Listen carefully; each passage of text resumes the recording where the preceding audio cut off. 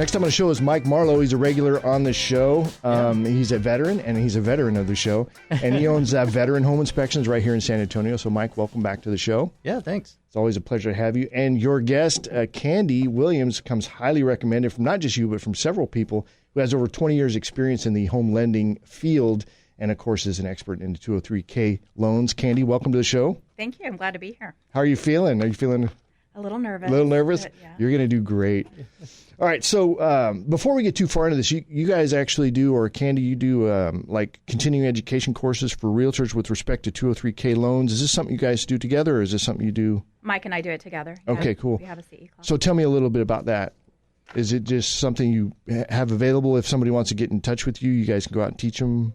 Yeah, if somebody's interested in the class, they can reach out to one of us, and we can put that together. We're happy to go out to offices, and if we get enough people involved to go out and talk to them about it and educate people, put that in their toolbox. All right, awesome.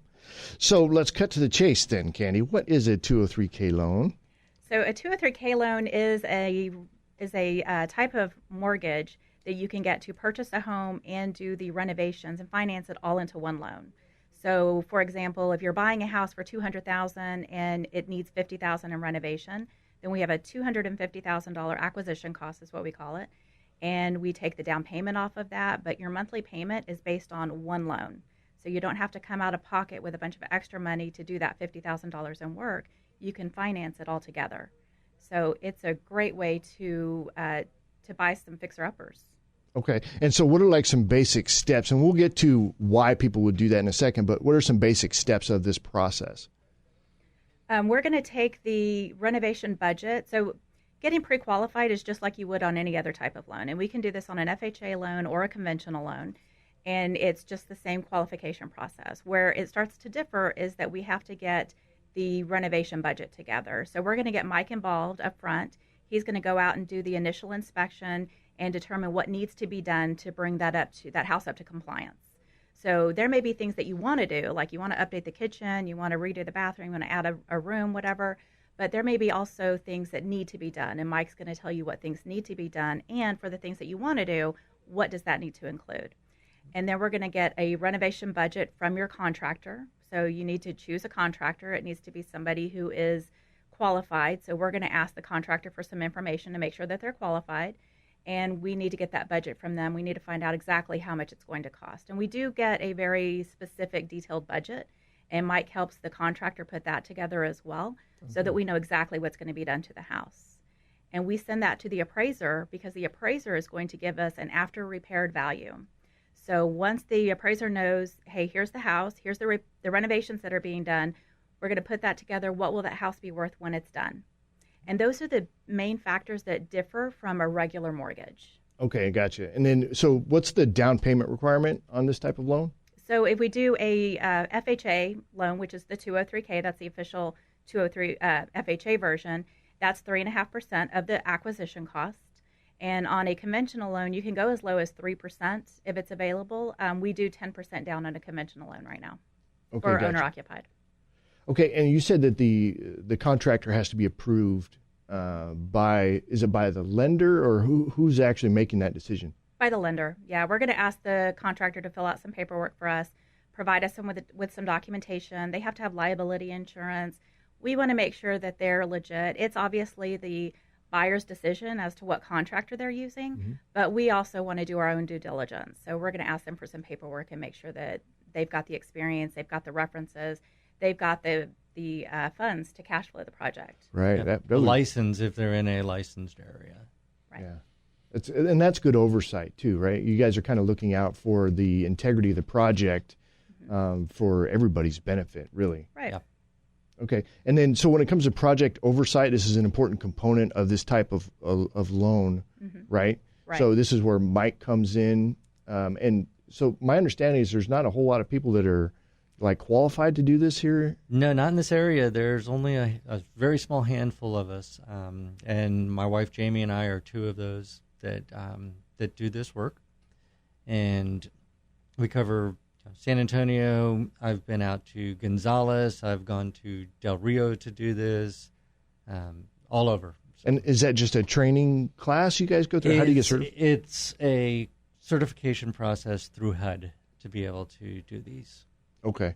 And so by being qualified and certified to do this, then, so what are you doing on these projects specifically? Okay. So once the buyer has a house in mind, then we go out and we do an inspection on that house. And we're going to look and see what minimum requirements are going to have to be done.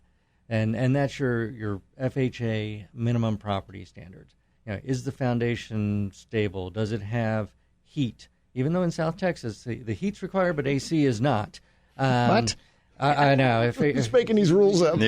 One size fits all rules. We have to have heat, but we don't necessarily have to have AC.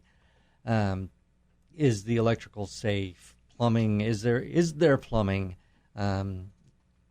Is there a toilet, a bathing facility, and a sink? They don't necessarily have to be in the same bathroom, but that you have to have all three for your bathroom functions. And then, is there a cooking area, cooking prep area, like a countertop? Doesn't tell me how big that countertop has to be, but so what happens? That's what we're looking for. Let's say they're missing heat. You're not necessarily going to say they can't do the project, right? No. They would just have to add it. Yeah, that's just going to go into the project as part of the cost.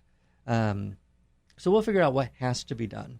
And then I'm going to turn around to the client and say, okay, so this is what we have to do. What do you want to do?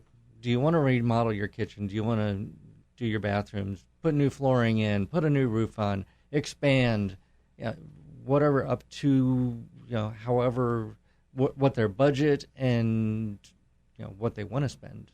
And this is a conversation you have with them? Right. Okay. Yeah, we have the initial conversation.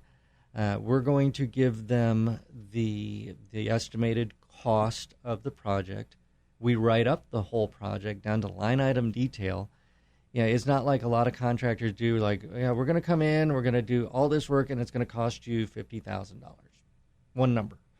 We're going to break it down to, okay, you're going to fix the foundation for this much. You're going to put in, 10 linear feet of cabinets for this much. It's line item detail, and we break it out, material, labor, all of that.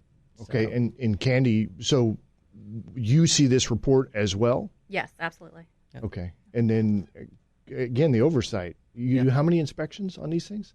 So we're going to do at least the one up front before the purchase is done. You have the house under contract or you've decided to refinance your house. I come out, I do this initial inspection, and then once the project is started, you've closed on the house, construction's going. When your contractor's ready to get paid, I will come back out for a draw inspection. Okay, so let's start with the first one. What's typically the first? Is it like pre-pour or right after? Or? Well, the first one, it depends on the project. Okay. And well, I guess, yeah. Yeah, so with the loan, you can finance up to 5 draw inspections right in the loan. And whenever the contractor is ready to be paid, they'll call us out. We're also supposed to do them no more than about 30 days apart. So we don't want you going too long without having the oversight in. So I'll come out and I'm going to walk the project with the contractor and that the write-up that we did with the costs. And I'm going to just go down through there. Okay, what have you done? Okay, you were supposed to replace the roof. I'll look at the roof. It's replaced. It's done correctly. Okay, so the contractor gets paid for the roof. And we just go right down through the project. And Candy, so where are you at on this as well? Is Mike communicating with you on... Well, at that point, they've already closed on it. And so we have a draw department that handles that. So when Mike sends it in, he looks at the project. He says, yes, you've done this portion, and you've done 25% of the budget, for instance. Then he'll send it into our draw department. Our draw department will pay them based on what he says.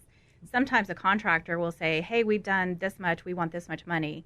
Mike has to go out and say, okay, but you've only done this percentage because they get paid by the percentage of the renovation budget.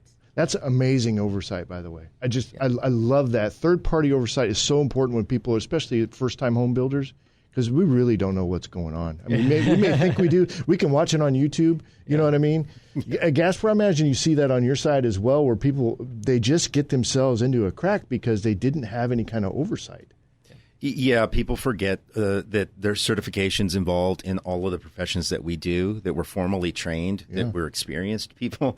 And a lot of agents that have come to work for me were former clients. And it's funny because when they get to me, after I've put them through training and they've gone through their school and everything, they always say, I always thought you just made easy money, man. No. I just thought you made easy money. I did not know we were actually working. And I'm like, yeah, it's a career field, man. It's for real. Well, It's and work, that's your job, right? To make it look exactly. easy for I'm them. supposed to make it. And when people were yelling, they weren't yelling at you. They were yelling at me. That's why I get paid, is so that I get yelled at, Yep.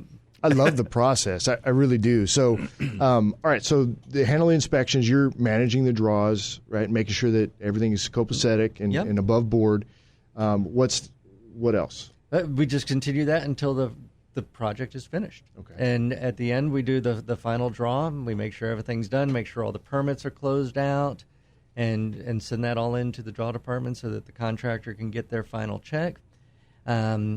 If there's any money that was left over, that goes back to the principal of your loan.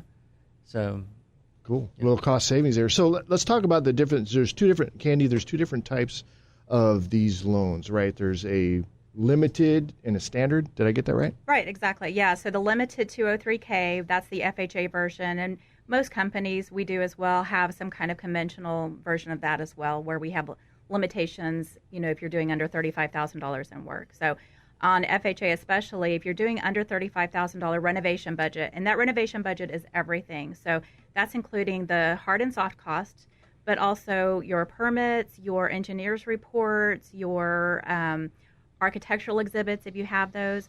We add a contingency that's usually it's 10 to 20% of your contractor budget. So if the contractor says, hey, this is going to cost $30,000, we're going to automatically add another $3,000 in cushion for that, because chances are something else is going to come up during the project, right? Yeah. So we add that in there. So if you're under $35,000 with that total budget, then we can do a limited as long as there's nothing structural being done. If you're doing anything structural, if you're removing a load-bearing wall, if you're doing any foundation work, anything like that, it's no longer a limited. Now we're looking at a full 203K. When we're doing a limited, we don't have to have a HUD consultant involved. I always recommend, hey, you still may want to do this because you have that oversight, like you said. It's nice to have somebody else involved to help you to make sure that everything gets done correctly. But we can do the limited at under $35,000. Everything else and over that would be a regular 203K. Well, and I'll tell you what, I would absolutely not do another, even though I've got some experience in home building, I would absolutely have Mike help me out with oversight on any of that kind of stuff. I mean, he's been doing it forever, and it's like, you may think but man, you can lose money so fast, or you can end up with a lifelong problem because it wasn't caught before the slab was poured or something like that. Just absolutely crazy. So, Candy, what's a good way for folks to get in touch with you if they want to? You can call me directly at 210-269-1774, or my website is homebridge.com/Candy Williams, or email me at cwilliams@homebridge.com. Okay. And Mike, of course, how do people get in touch with you? All right. Phone is 210-202-1974. Our website is vhillc.com. And we also have a great outline of the whole renovation loan project. Yes, you do. On there. So check that out. Give us a call, and we will get you taken care of. Yeah, that's where I actually started my research, was from your webpage. Very informative. Loved the way it was laid out. On the desktop version, it's really good.